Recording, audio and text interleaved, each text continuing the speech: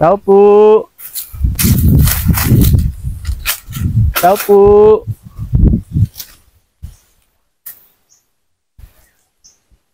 Tao po.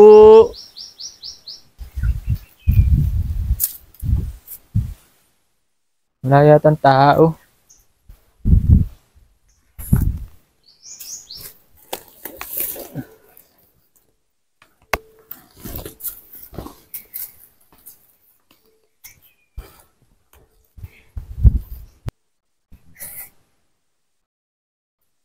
Walang tao yata.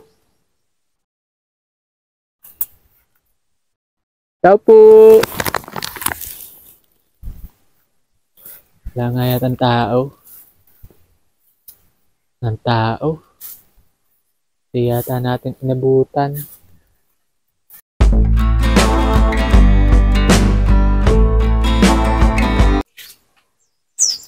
Ano yun? Ay, Sino ka at nakaano ka dito, nakarating? Di kita kilala. ay Nay, ano po? Pwede po bang makahingi po ng pagkain? Wala din pa kami tutoy ng ang pagkain. Di pa po kami na wala pa kami luto. Wala din tubig at wala pa yung asawa ko. Makahingi lang po sana ako. Wala po talaga. Meron dyan, wala naman tubig, kamuti. Ba't kayo naligaw dito?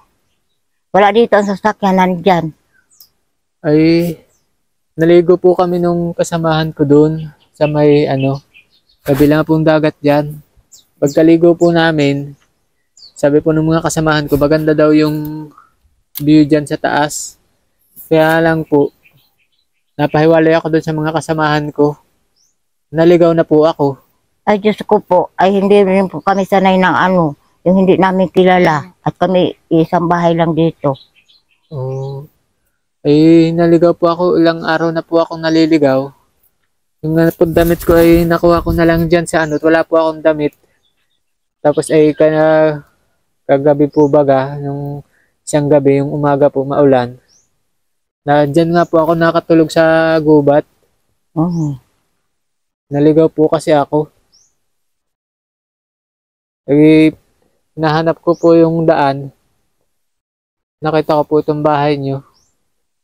Manghingi po ako ng pagkain. Tsaka po tulong. Magpapasama po ako. O pwede naman yun. At wala talaga kami ditong pagkain, di pa nga kami nakain. Madating pero pwede naman na bibigyan kita ng kamote. Mag ka na lang dyan. Dyan ang mga kabahayan, karamihan. Oh. Wala po ba kayo kahit kung anong makakain dyan? Kahit po inumin po? Wala. Ang inumin namin dito ay panghugas lang. Walang inumin dito. Oo. Ilang araw na po ako naliligaw eh.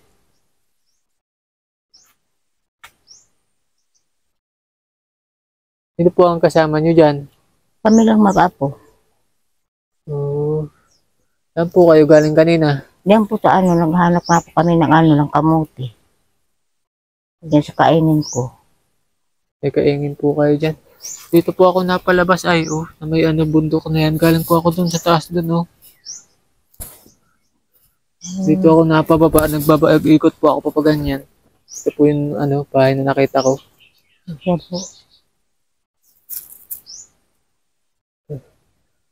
Nasaan po ang mo, asawa mo?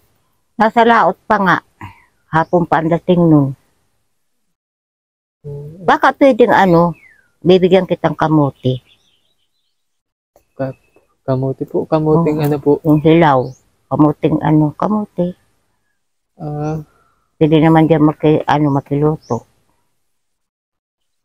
Hindi po ba pwede ako dyan makiluto na lang? Pwede rin po nga, kaya lang walang tubig. Walang tubig. Wala pong tubig. Paalisin niya yan. Makihingi lang ako ng ng pagkain. Hindi natin kilala lola. Paalisan natin yung lola dito.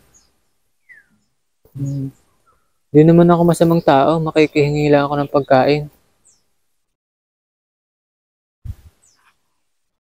Ano po bang pangalan niyo? Ang pangalan ko po ay Kulas. Lorenza po ako. Lorenzo. Lorenza de los Santos.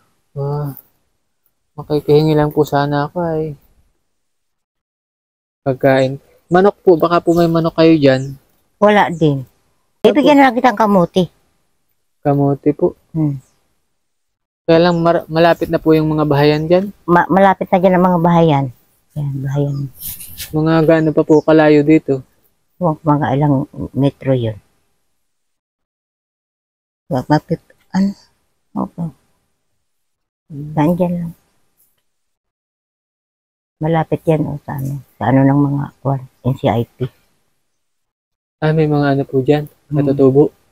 Katutubo. Madating. Ano yan na daw?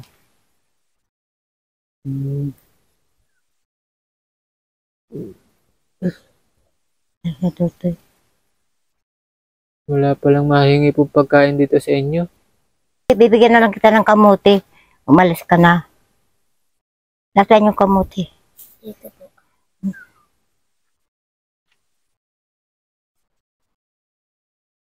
Yung nasa bag. Ano po yan? Sariling tanim niyo yung kamote?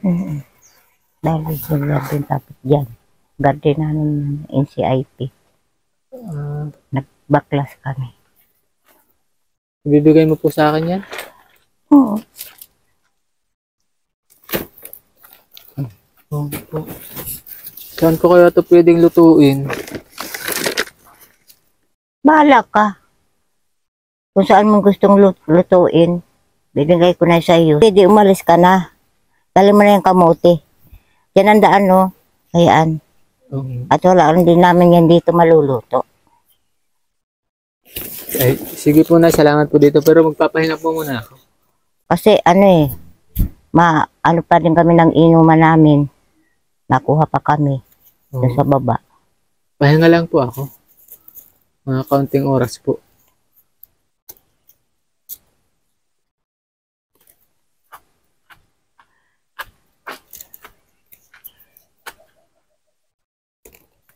Nay? Nay? Ano yun? Baka po pwede nyo ako nalutuin. Hindi nga pwede. At walang tubig. Doon man na lang lutuin, oh. Diyan malapit lang yung mga bahay dyan. Wala kaming tubig. Hindi po talaga pwedeng lutuin dyan. Walang tubig. Saan pa po ba kayo naigib? Ayun sa baba. Ah, doon pa? Marami dyan, kabahayan. Malayo po, malapit na. Malapit lang. Mababait po kaya yung mga tao dyan? Okay naman. Baka po hindi ako palutuin. Kaya mapaluto yun sa iyo. Sabihin mo lang gutom na gutom ka na. Kasi po, talagang gutom na po talaga ako ay. Kung gusto ko nga, dyan na lang po ako makiluto. Walang tubig ay.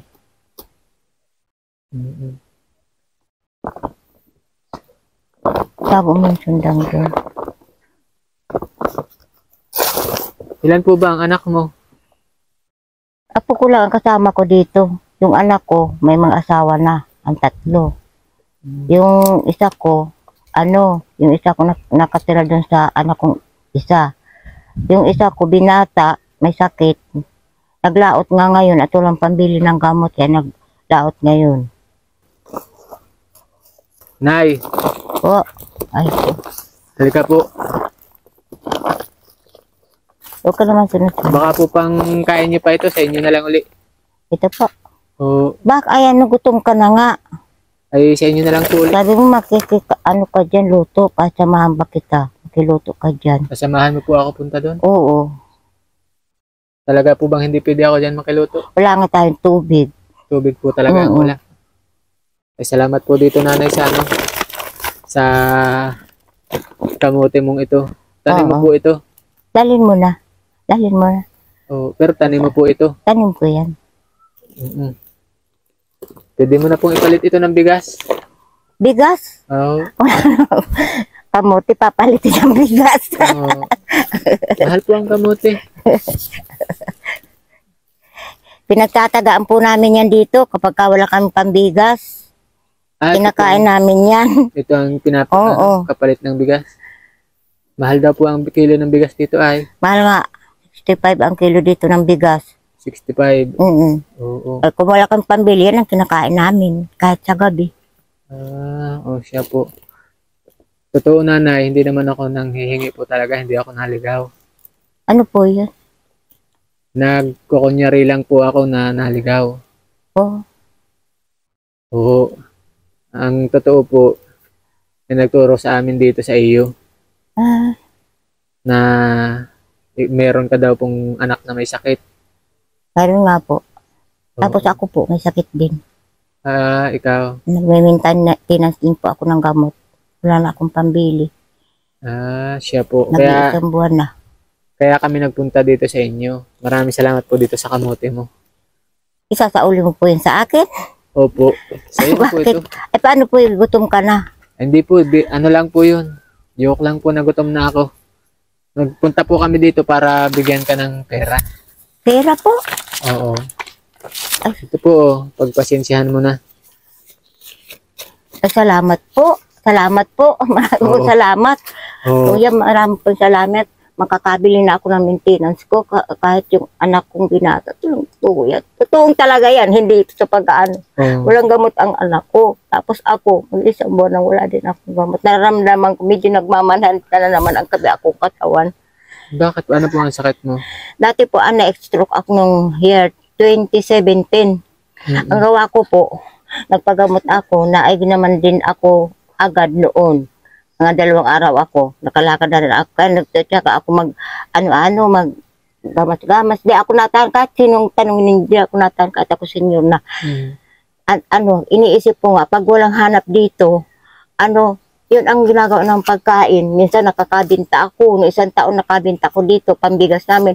Tapos ngayon, wala talaga akong binta. Bakit po? Ay, natuyo. Sobrang init po. Natuyo. Ay, hindi ko alam na. Salamat talaga. Ibibili ko talaga ito ng gamot. Saka yung anak ko. Siya po. Yung anak ko naman nag-aano ng dugo. Nagsusok ka daw po ng dugo. Hindi yung anak ko na binata ang nagsusuka ng dugo. Yun nga po ang naikwento sa amin. Tapos ito, manhid ko naman itong itong katawan. Ngayon daw po yung anak mo daw naglalaot pa. Naglalaot. Kahit may sakit. Hindi siya nakakalaot ng straight. Pag nawala siya talagang pambiling gamot, napilit siya para makabili lang ng gamot. At kasi no naman yung hanap ng asawa ko, sa tambak ang utang namin, ay siyempre, isusulong namin. Isusulong namin. Ako lang kami ng pambili ng bigas. Ay, kaya po ng mga buwan ng mga October, November, December, January, February, March. Ngayon lang kami nakahanap-hanap na mula ng March. Nakabayad-bayad na kami sa utang. Pero ito po yung bahay nyo. Ito ang bahay ko. Lupa namin ito. Ayan po yung bahay ni Nanay Lorenza de Los Santos. Lorenza po. Ayan. Ang palayaw mo po ay ang palayo ko dito ay Insang. Insang. Ayan. Bahay po ni Nanay Insang. Ay kaingin pa ako dun sa bundok. Yung bahay po ninyo dun sa yung yung bahay ng diba? anak mo. Ano Ito po yan? dito natin yung anak kong binata. Pag may sakit, pag may nararamdaman siya, nandun siya. Pag malaot, nandun siya. Pag walang laot, nandito siya. Ano po ang bahay ninyo dun? Baga pong kay yung walang bubong, wala nga kami dahil nga sa kabibili namin ng gamot, kaya wala kami naiipon. Opo. Kaya nga sana, iniisip ko, sabi may narinig ako sa radyo, may radyo naman baga ako na pwede daw na lumapit, nanghingi daw ng tulong na para magpagahay. Tapos iniisip ko, pwede naman siguro ako makapag-utang sa bangko kaya para makapagawa din ako ng bahay dahil pag sasahod ko sa senior at dagdag na naman ang sahod namin, huhulugan ko na lang. Kahit konti lang. Opo. Ayan mga kaibigan, yung inabot po namin sa iyo galing sa The Golden Heart Group po yan. Ito? Pinapabigay po sa mga katulad ninyo. At sinubukan lang po namin ikaw kung kainin mo talaga ako, kung bibigyan mo talaga ako. Salamat po dun sa kamote. Oo. Yun lang po, Nay. Maraming salamat po sa inyo. Maraming pasalamat sa inyo. Kasi nare-recover ko na yung sarili ko na pag wala akong Okay. Biya pabili ko agad ito ng gamot bukas. Opo.